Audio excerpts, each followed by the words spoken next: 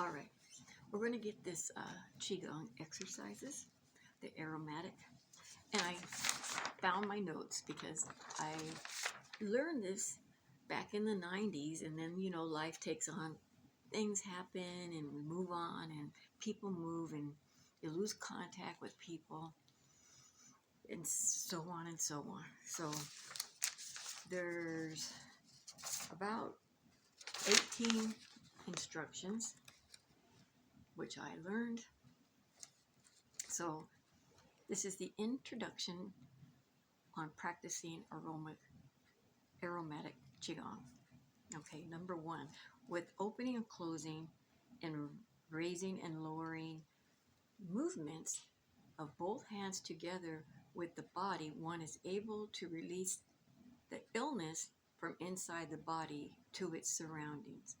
Now, the martial artist people, mumbo jumbo, but hey, during practice, remember to relax the whole body and show a smile on the face with both feet pointing forward in parallel, like taking a stance with shoulder width apart, like in all martial arts.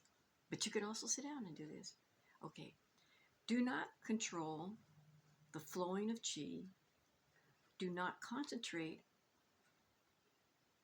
thoughts upon certain matters or areas of the body or curing diseases, and breathe naturally.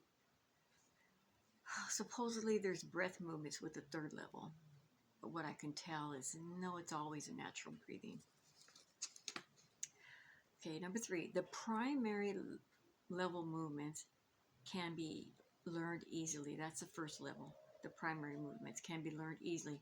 During practice, people can talk to each other, watch TV, listen to music.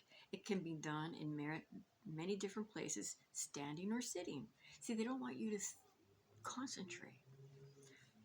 For people who suffered a stroke or paralysis, can imitate the movements the best they can. It is important to have no intentions or achieving certain results. To believe it and be graceful, the effects naturally presented are beyond imagination. During practice, the sense of coldness, pain, or other symptoms appearing in certain areas are the natural outcome of releasing illness out of the body and healing one's physical condition. People should keep on practicing. If this happens, do not doubt or hesitate, unless you really are physically unable. And as simple as aromatic Qigong is, it has great effects and impulses on the illness. It is suggested that 2 times or at most 3 times practicing in one day is enough. More than that, the impulses will be too strong for the bodies to bear. Most of us have things to do to even do one practice. So I don't think we need to be too concerned. The only limitation for practicing time is 20 minutes before or after meals. Practice sites can be indoors, outdoors.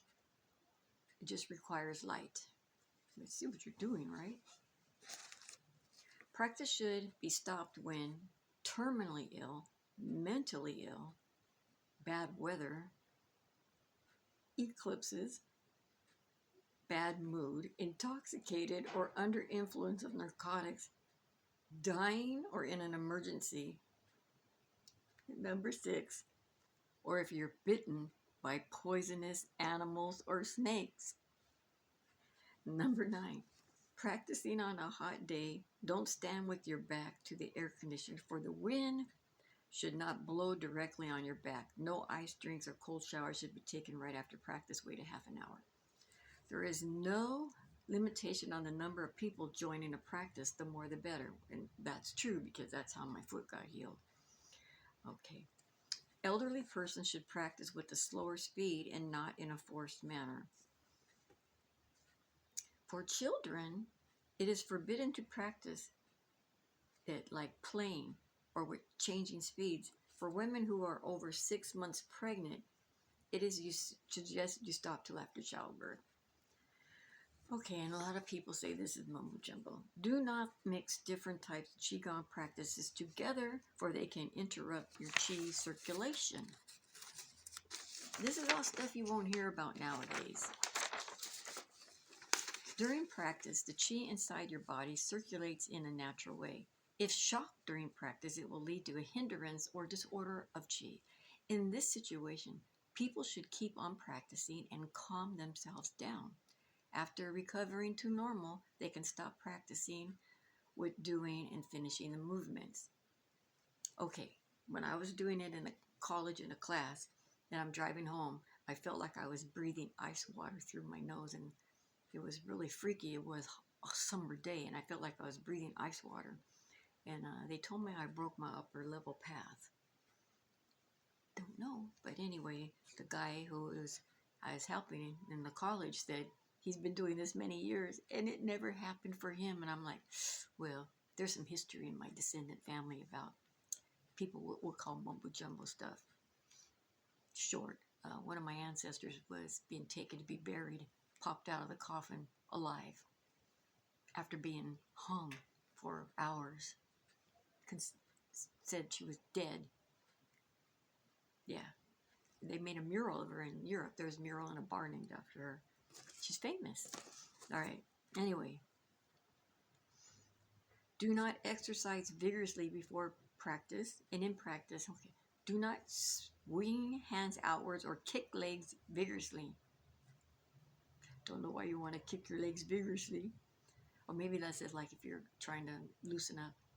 While doing other exercises, it is suggested not to do concentration of thoughts or to control of breathing or the control of the Qi circulations. Basically, just, you like to say, watch TV. Don't relax, do the exercises. Most people can progress to the intermediate level after 6 months of continuing practice at least twice a day without a break of more than a week. I could jump back into the second level, but I know I shouldn't because I've had a break more than a few years. All right. To improve oneself in practicing Aromatic Qigong, it should cultivate his moral sense. Here lies the true happiness. Doing good deeds and helping people can improve one's own strength. During practice, if you smell an aroma, say so. Say sweet, but do not anticipate an aroma. And here's the big, bold words. To be tender and open one's mind and the foremost factors in the practice. Staying in a happy mood, showing a smile on their face to wipe the dirt off your mind. Further, with happiness got from helping people, anyone is able to improve themselves in learning Aromatic Qigong in a very natural way. All right, I thought I should cover these things and get on with this training.